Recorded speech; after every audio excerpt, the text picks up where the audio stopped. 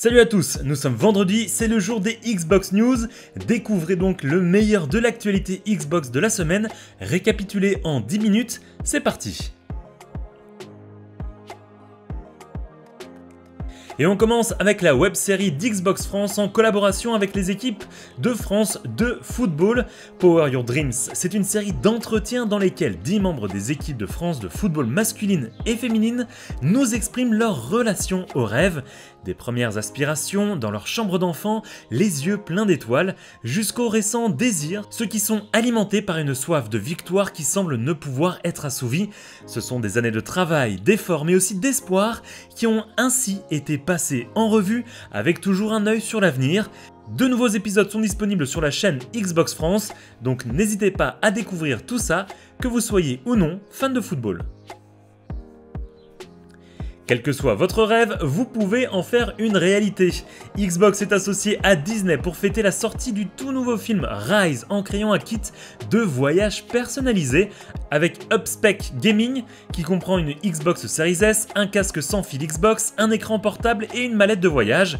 Ce kit s'inspire du héros du film et met en avant plusieurs éléments de la culture grecque avec ses motifs bleus et blancs reflétant les couleurs des mers calmes du pays.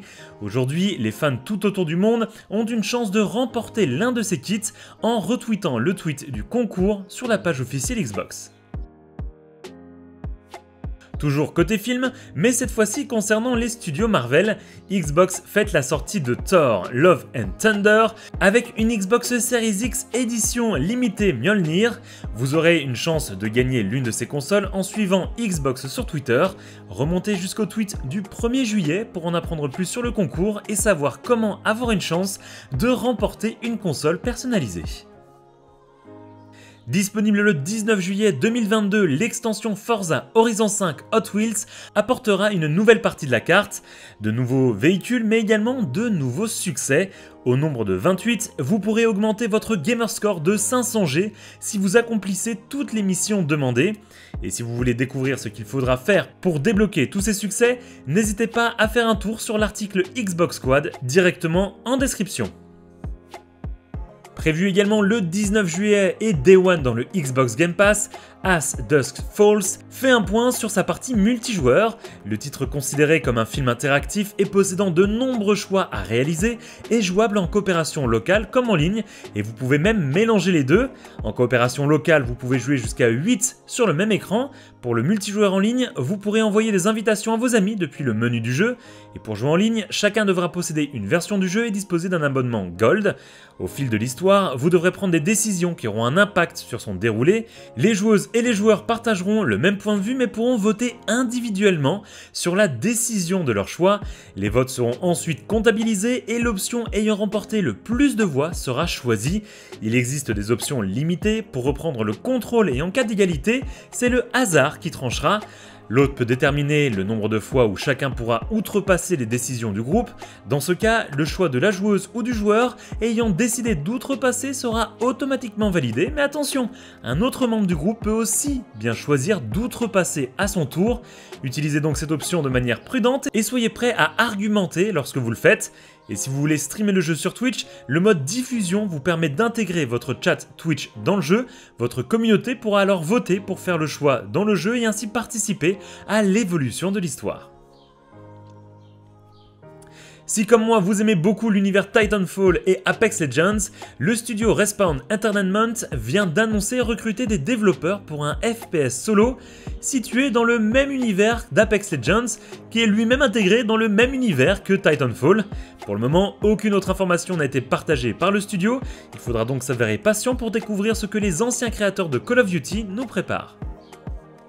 Après une première représentation face à un public en 2019, la BlizzCon reviendra en physique en 2023.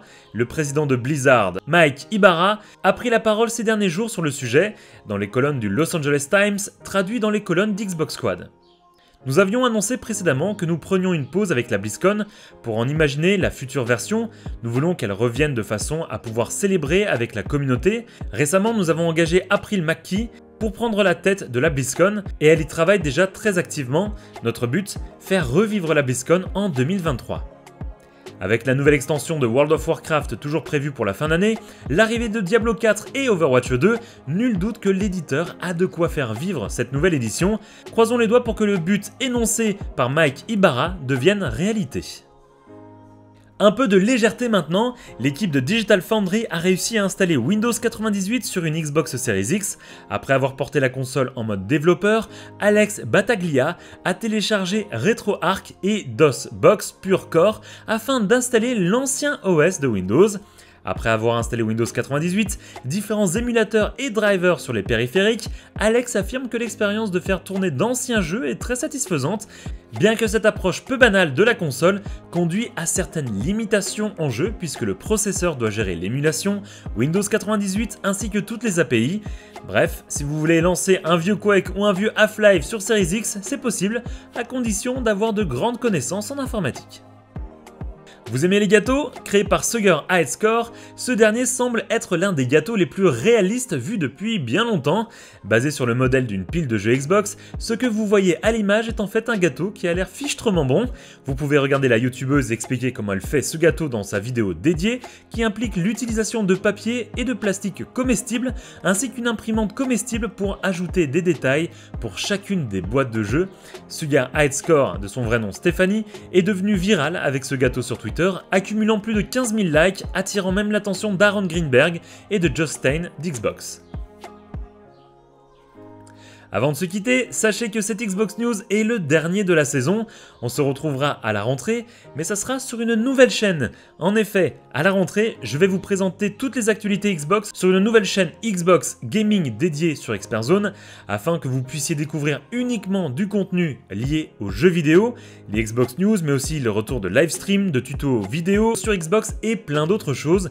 Restez à l'écoute sur mes comptes perso ou sur les comptes XpertZone pour ne pas louper l'annonce directement de cette nouvelle chaîne. D'ici là, profitez bien et passez de bonnes vacances, on se retrouve à la rentrée. Salut à tous!